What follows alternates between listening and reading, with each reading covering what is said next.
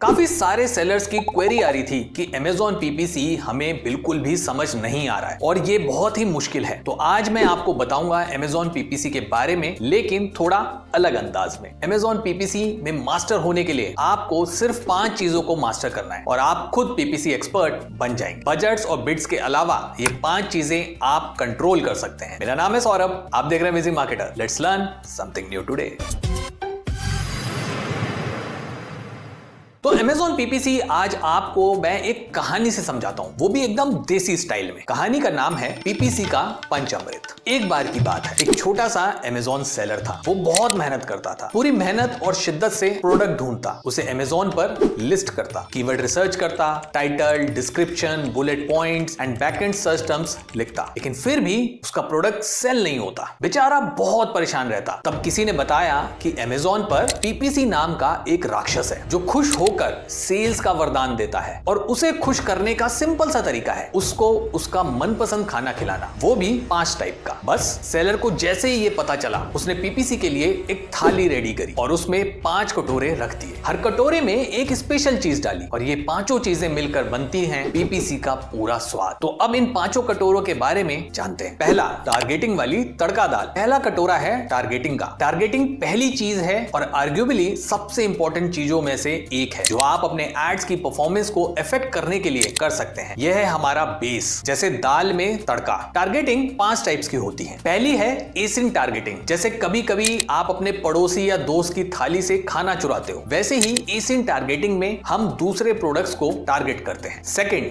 Keyword targeting. यह है वो जादू के शब्द जो कस्टमर्स टाइप करते हैं, मतलब आप एक सर्च टर्म को टारगेट कर रहे हैं। Third, category targeting. पूरी दुकान को ही टारगेट कर दो, मतलब जहां आप पूरी कैटेगरी या सब कैटेगरी को टारगेट करते हैं। Fourth, brand audience targeting. Amazon के रेडीमेड कस्टमर्स को पकड़ो, मतलब जहां आप Amazon के प्री मेड ऑडियंसेस में से किसी एक को टारगेट करते हैं। पांचवा, रीटारगेटिंग। जो लोग आपके प्रोडक्ट को देखकर भूल गए हैं उन्हें याद दिलाओ, मतलब यहां आप उन लोगों को टारगेट करते हैं जिन्होंने या तो आपका प्रोडक्ट खरीदा है या आपके प्रोडक्ट पेज पर लैंड किया है, उनको आप टारगेट कर सकते हैं। याद रखिए, टारगेटिंग आपका सबसे बड़ा हथियार है। इसे सही से यूज किया तो आपका PPC कैंपेन एकदम मस्त चलेगा। अब आता है हमारा दूसरा कटोरा, लैंडिंग का लड्डू। लैंडिंग का मतलब है कि जब कोई शॉपर आपके ऐड पर क्लिक करता है तो वो कहां लैंड होगा। अगर आपने सिर्फ स्पॉन्सर्ड प्रोडक्ट्स चलाए हैं तो शायद आपको पता भी नहीं होगा कि ये एक ऑप्शन है, क्योंकि हर sponsor product ad product listing पर ही लैंड होता है। लेकिन अगर आप स्पॉन्सर ब्रांड्स में जाते हैं तो आप देखेंगे कि आप चूज कर सकते हैं कि कस्टमर कहां लैंड होगा ऐड पर क्लिक करने के बाद। एक ऑप्शन है प्रोडक्ट डिटेल पेज जो स्टैंडर्ड है, जैसे घर का खाना। दूसरा है कस्टम लैंडिंग पेज, जिसे Amazon आपको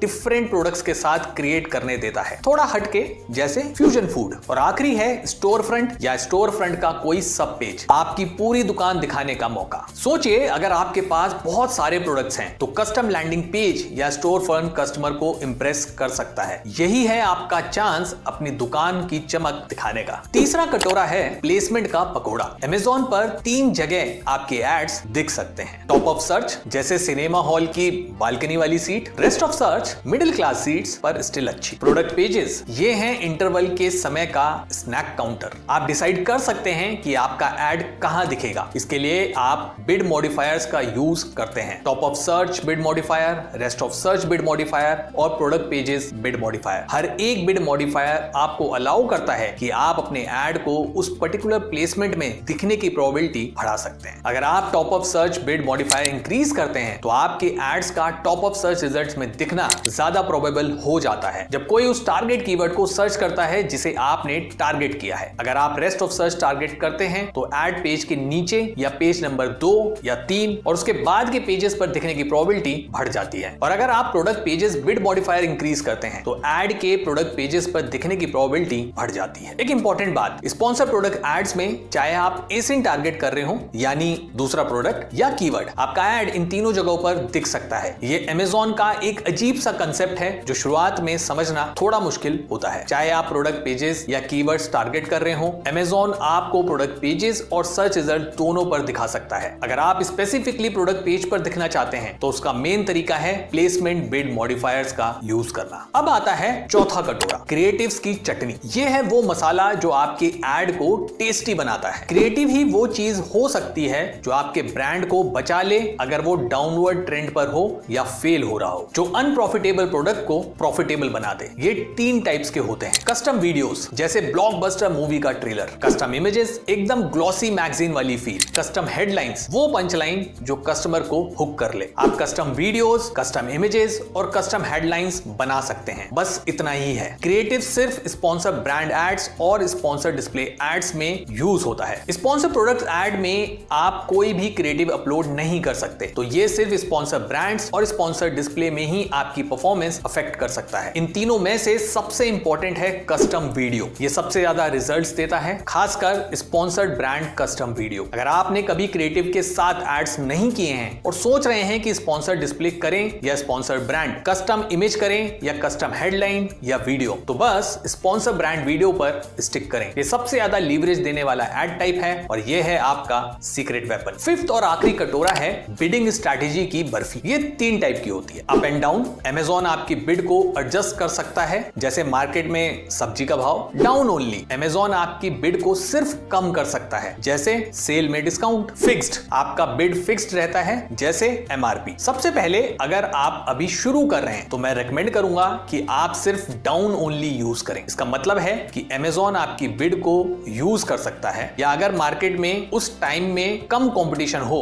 तो बिड को डिक्रीज कर सकता है, जिससे आपका एड बजट ज्यादा एफिशिएंटली स्पेंड होगा। अप एंड डाउन का मतलब है कि अमेज़न बिड को इंक्रीज कर सकता है अगर कंपटीशन बढ़ जाए, या डिक्रीज कर सकता है अगर कम हो जाए। फिक्स्ड का मतलब है कि अमेज़न हमेशा उसी बिड को यूज करेगा। In different types of bidding strategies को कब यूज करें? डाउन ओनली एक बेस की तरह है, आप इसे ज्यादातर कैंपेन्स में सेफली यूज कर सकते हैं। अप एंड डाउन तब अच्छा है जब आपको इंप्रेशंस ही नहीं मिल रहे हो सकता है कि आपकी बिड बहुत कम हो। आप अमेज़न को थोड़ी ज्यादा लीवरेज दे सकते हैं बिड इंक्रीज या डिक्रीज करने के लिए, ताकि पता चल सके कि इंप्रेशन पाने के लिए कितना हाई होना चाहिए। शुरुआत की स्टेजेस में, खासकर जब आप कोई नया टारगेट कर रहे हो, अप एंड डाउन बहुत यूजफुल हो सकता है। फिक्स्ड अच्छा है रैंकिंग कैंपेन्स के लिए, जब आपके पास single keyword exact match ranking campaigns हो और आप श्योर करना चाहते हो कि आप हर हाल में टॉप ऑफ सर्च दिखें और सुपर एग्रेसिव हो। फिक्स बिड्स इसमें हेल्प कर सकती है। तो जब उस सेलर ने ये 5 कटोरों वाली थाली अमेज़न पीपीसी राक्षस को खिलाई तो उसे सेल्स का वरदान मिल गया और वो खुशी खुशी अपना अमेज़न बिजनेस ग्रो करता चला गया। आई होप आपको ये छोटी सी कहानी पसंद आई होगी, लेकिन मुझे ये भी पता है कि अब आप सोच रहे होंगे कि इतना कुछ कैसे याद रखें। चिंता मत कीजिए, शुरुआत में धीरे धीरे ट्राई कीजिए। जैसे कुकिंग सीखते वक्त पहले सिंपल डिशेस से शुरुआत करते हैं, वैसे ही पीपीसी में भी पहले